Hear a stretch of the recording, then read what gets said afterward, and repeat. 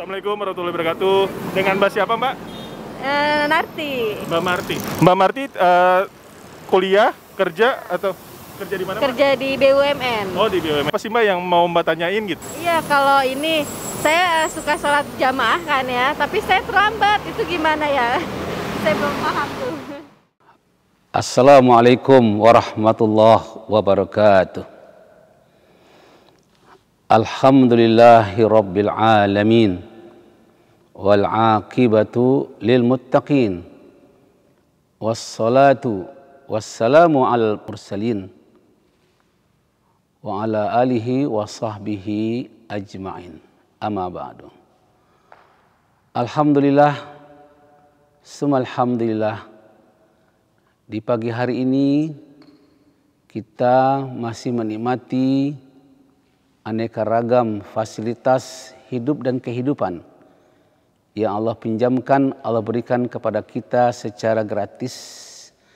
Mudah-mudahan kita termasuk di antara hamba Allah yang pandai mensyukuri nikmat. Mudah-mudahan kita termasuk di antara hamba Allah yang pandai berterima kasih kepada Allah yang telah membentangkan aneka ragam fasilitas hidup dan kehidupan ini.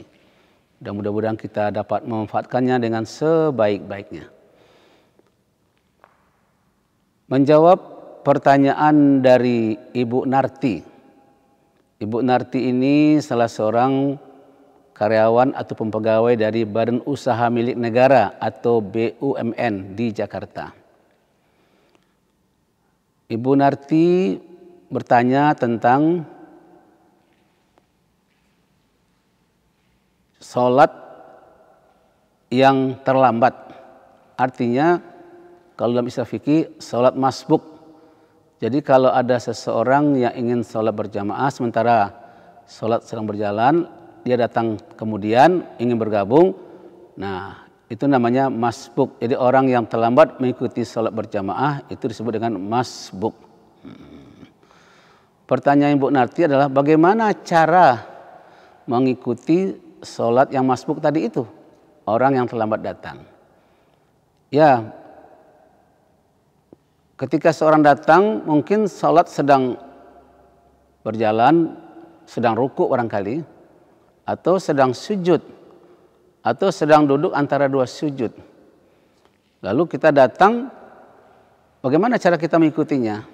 Nah, ini berdasarkan petunjuk dari Rasulullah Sallallahu Alaihi Wasallam dan juga dicontohkan oleh para sahabat bahwa apabila kita ingin sholat berjamaah tapi terlambat datangnya atau masbuk, maka hendaklah kita segera mengikutinya sesuai dengan keadaan imam ketika itu.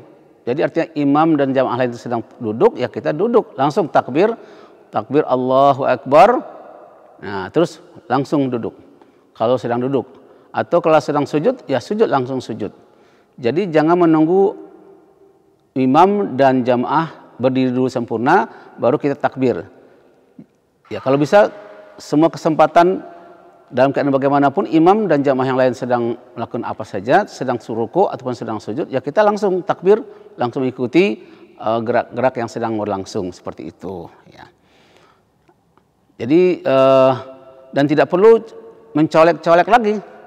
Nah, kecuali kalau kita menjadi masbuk sendirian, umpama kita Ibu Narti kan perempuan. Kalau sholat berjamaah dengan perempuan juga, ya Ibu Narti bisa mencolek atau menepuk punggung bahu dari imam wanita tadi itu sebagai isyarat ingin sholat berjamaah dengan imamnya. Nah, tapi kalau imamnya laki-laki, ya dengan syarat bertepuk tangan saja, bertepuk tangan. Tepuk tangan sebagai isyarat akan ikut sholat berjamaah dengan imam yang ada yang laki-laki. Nah, mudah-mudahan imamnya ngerti. Ya, sebab kalau orang tidak biasa, imam tidak biasa mendengar isyarat-isyarat seperti itu, ini agak merepotkan juga. Ya. Dan kepada imam, apabila telah disyaratkan seperti itu, telah ditepuk punggungnya dan sebagainya itu, ada orang yang ikuti sholat berjamaah, maka ketika itu disarankan ketika takbir untuk ruku, i'tidal dan sebagainya, suaranya agak dikeraskan supaya terdengar oleh makmum, oleh yang mengikutinya. Nah, kalau sholatnya berjamaah sama-sama udah nggak ada masalah. Jadi Ibu Narti bisa langsung bergabung ikuti, kalau sedang ruku langsung Allahu Akbar, langsung ruku. Begitu. I'tidal dan sebagainya. Nah, cuman ada semacam